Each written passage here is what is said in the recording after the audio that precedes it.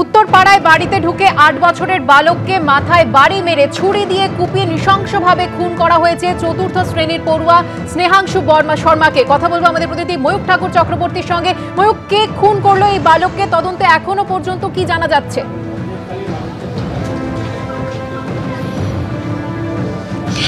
দেখুন, ধন্দে রয়েছেন তদন্তকারী আধিকারিকরা। আমি দেখাবো এই মুহূর্তে উত্তরপাড়া থানার যারা সাব ইন্সপেক্টর এবং অন্যান্য যারা অফিসিয়ালস তারা এসেছেন। বিভিন্ন পারিপার্শ্বিক তথ্য প্রমাণ যেগুলো রয়েছে সেগুলো সংগ্রহের প্রক্রিয়া চলছে। কিছুক্ষণের মধ্যেই চন্দননগরের পুলিশ কমিশনার অমিত জাভালগি তিনি নিজে ঘটনাস্থলে আসবেন।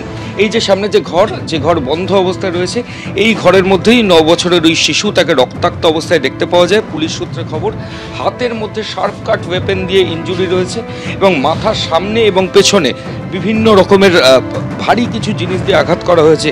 ওই 9 বছরের শিশু, তার সাইকেল, ফুটবল, বিভিন্ন বিলঙ্গিংস, লাটাই থেকে শুরু করে সমস্ত কিছু এদিক ওদিক ছড়িয়ে রয়েছে। বাবা একটা জায়গায় কাজ করেন এবং মা এই স্থানীয় একটা ব্যবসা করেন।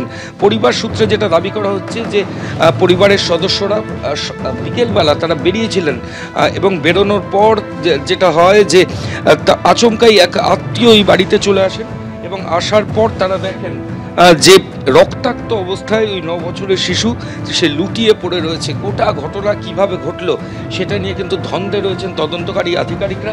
এখনও কিভাবে ঘটলো সেটা বোঝাই যাচ্ছে না। পুলিশ সূত্রে যে পুলিশ মোটিভটা কি সেটাও এখনও অন্ধকারে রয়েছেন পুলিশ অফিসিয়ালসরা, যে কেন এই 9 বছরের শিশুকে খুন করা হলো।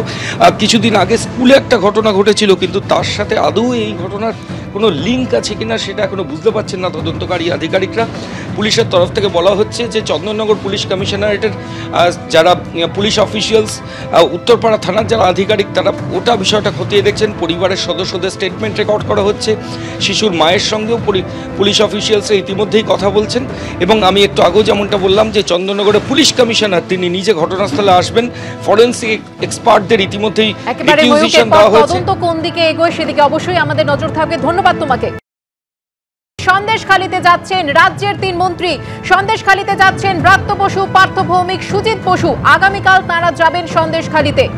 কথা বলবো আমাদের প্রতিনিধি সমীরণ পালের সঙ্গে। সমীরণ, হ্যাঁ দেখো, যেটা জানা যাচ্ছে সন্দেশখালী তৃণমূল বিধায়ক সুকুমার মাহাতো জানাচ্ছেন যে আগামীকাল দুপুর 1টায় সন্দেশখালী 1 নম্বর ব্লক, যেটা নেজার থানার অন্তর্গত, যেখানে কোনো জায়গাতেই 144 ধারা জারি করা নেই, সেরকম একটা জায়গা বেছে নেওয়া হয়েছে শেয়ারা বাজার। সেই শেয়ারা বাজারে আগামীকাল রাজ্যের 3 মন্ত্রী থাকবেন, পার্থ ভৌমিক, ব্রাত্য বসু এবং সুজিত বসু, এবং তারা গিয়ে গ্রামবাসীদের সাথে কথা বলবেন। সেখানে একটা জায়গায় গ্রামবাসীদেরকে ডাকা হচ্ছে যাদের কোনো কি অভিযোগ, অর্থাৎ তৃণমূলের তরফ থেকে ক্ষোভ প্রশমনের জন্য গ্রামবাসীদের সঙ্গে সরাসরি যোগাযোগ। তুমি যেমন কিছুক্ষণ আগে দেখছিলে যে গ্রামে তৃণমূলের 3 জনপ্রতিনিধি গ্রামে ঘুরছেন যে কার কি অভিযোগ, অর্থাৎ কারা টাকা পাননি, তাদের জমির পাট্টা নেই, এই সংক্রান্ত যে প্রতিনিধিত্ব তৃণমূলের তরফ থেকে জনপ্রতিনিধিরা বিভিন্ন সন্দেশখালী পঞ্চায়েতের বিভিন্ন গ্রামে যাচ্ছেন।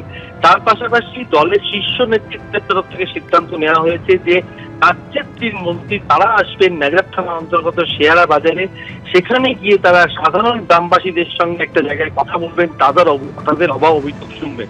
অর্থাৎ যেটা আমরা গত কয়েকদিন ধরে দেখতে পাচ্ছি, সন্দেশখালী 2 নম্বর ব্লকে যেভাবে গ্রামবাসীদের বিক্ষোভ হয়েছিল এবং তার জেরে প্রথমে 144 ধারা তারা জারি করা হয়েছিল। ধন্যবাদ সমীরণ তোমাকে। সন্দেশখালীর পরিস্থিতির দিকে নজর রাখতে, পরিস্থিতি খতিয়ে দেখতে রাজ্যের 3 মন্ত্রী আগামীকাল সন্দেশখালীতে যাচ্ছেন ব্রাত্য বসু, পার্থ ভৌমিক এবং সুজিত বসু। বড়বাবু তিনিও নিজের ছিলেন, তাদেরকে আমরা সন্ত্রাস ভেবে অ্যাটাক করে রেখেছিলাম, দড়ি টড়ি নিয়ে এসে বাঁধার চেষ্টা করেছিলাম।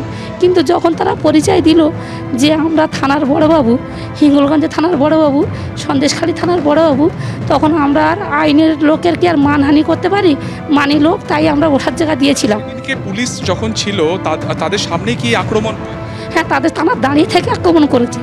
তারা কোনোভাবে আপনাদেরকে সাহায্য করে না, তারা সাহায্য করেনি।